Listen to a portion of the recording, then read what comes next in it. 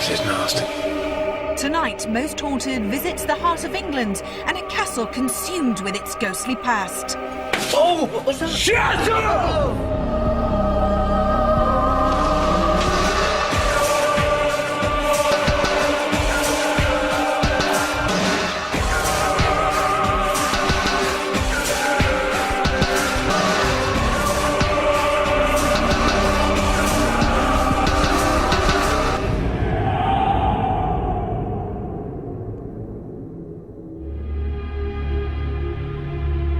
Hello and welcome to Most Haunted. I've brought you to Warwick, to a place that's seen murder, demon beasts and imprisonment. But more importantly, this place is supposedly riddled with ghosts. But just how paranormally active is Warwick Castle? Well, to give us an idea and find out what we're all letting ourselves in for tonight, we asked Carl and Stuart to spend last night completely on their own in the dungeon.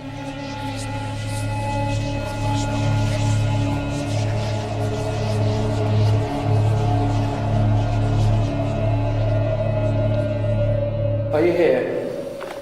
Yeah. There's supposed to be something seen up there. Is there? Yeah. Dark shadow. My eyes are slowly getting used to this and I forgot that was up there. There's a gibbet cage, isn't it? How are you feeling, Stu? I'm alright, I'm just trying to settle in at the moment. Just get my bearings and...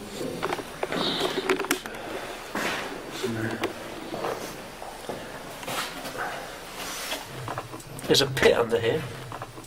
There's a lower, under there there's another dungeon. Can we get down that? Oh, what a shame that is. Well, tomorrow night? Why don't we see if we can get Yeah. See if we can get it open and get in there, yeah. Get your head down. Okay. Yeah. Yeah, there we go. Come on, Stu, get in there.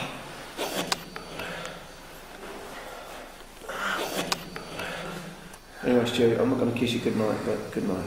Good night, mate. Hello?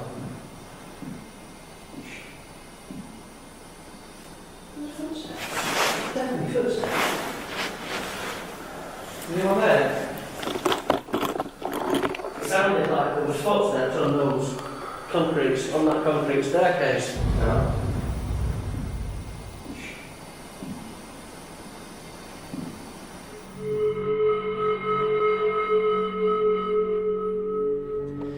So it seems we're in for an interesting and active 24 hours here at Warwick Castle.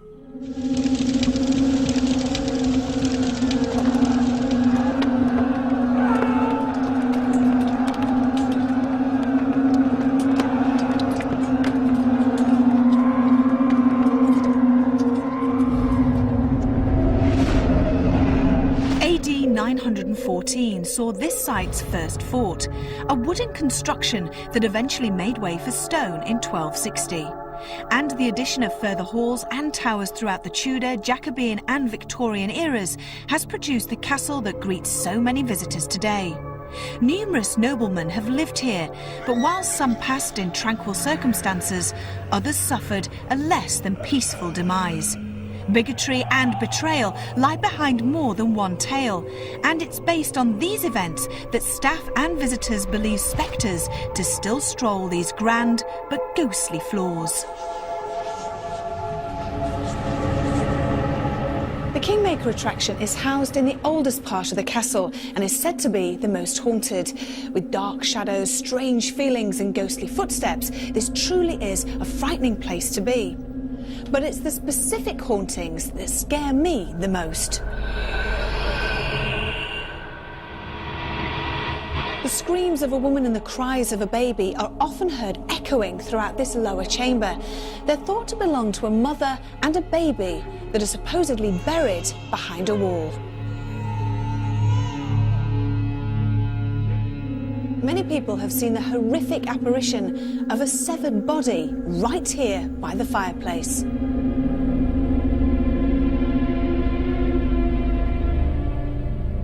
Throughout the years, this dungeon has known much misery and pain, and even today is a place of fear and dread. Many people feel very distressed in here, disorientated and restlessness. But what's causing these feelings? Many people attribute it to the figure of a large man who's thought to be a jailer, and he's seen many times standing behind a steel gate.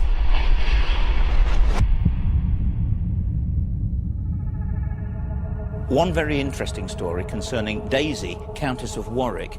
She used to hold seances upstairs in one of the bedrooms.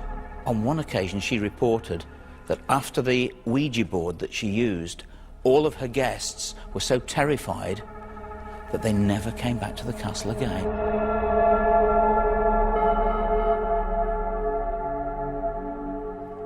It is said Sir Fulk Greville haunts here. He was a scholar, poet and politician. He was a well-liked man by friends and workers alike.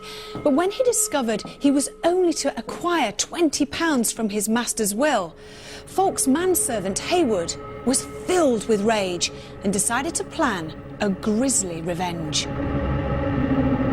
One night, as his master was preparing for the evening, Haywood, in a moment of madness, took a knife and without warning plunged it into Fulk, fatally wounding him.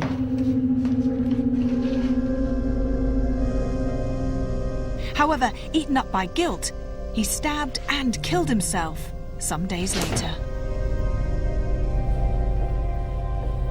Since his murder, Sir Fulk Greville has been seen many times around the tower, but mainly by this portrait, which has been known to come to life. I do believe that he likes to watch over Warwick Castle and say, look, I put the castle right in 1600s, you keep it right today. That's what I like to think, but I would say he's our most famous ghost. There are others that people will speak of.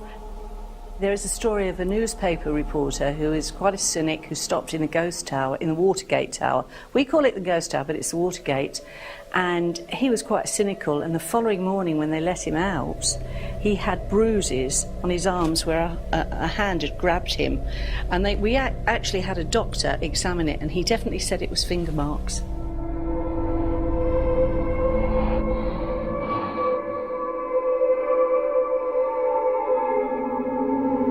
There are so many stories associated with this amazing castle, and some terrifying. But parapsychologist Kieran O'Keefe was keen to share his concerns about our night in this ancient location. Now, this place is enormous. For me, I know that people will get really lost and they will get separated, and I think that's going to sort of up the ante in the scare. I am genuinely concerned about the investigation for that reason, because we have done some very big locations and we've talked before about escape, being in doing a lone vigil, for example, or just two people, and if something were to happen, like you say, they will get lost. They just won't be able to find their way back. One thing that is a little bit off-putting, or I know will be scary later on, is that they do have a lot of dummies here. They're very, very lifelike.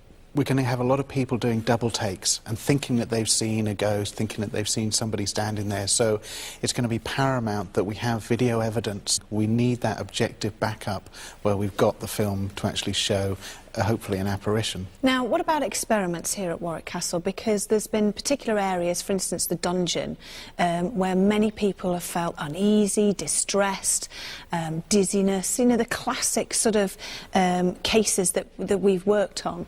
What I'd like to do in the dungeon is actually set up an experiment where we're looking for the presence of infrasound. Sound that is below 20 hertz. And we know from previous research that the sort of experiences people have when they're exposed to infrasound match the experiences that people have in a haunted location.